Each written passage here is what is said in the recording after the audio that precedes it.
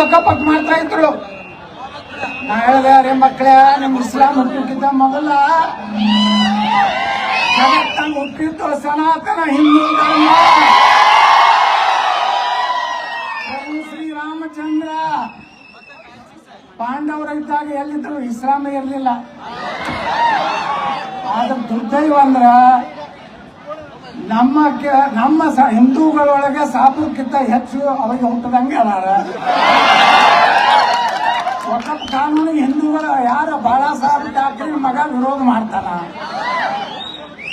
ಎಂತ ಬಾಳಾ ಸಾಹೇಬ್ ಠಾಕ್ರೆ ರೀ, ಅವ್ರಿಗೆ ಕೇಳಿದ್ರು ಪತ್ರಕರ್ತರು, ನೀವು ಹಿಂದೂ ಹುಚ್ಚಿದ್ದೀರಿ ಅಂತೇಳಿ. I am mad Hindu.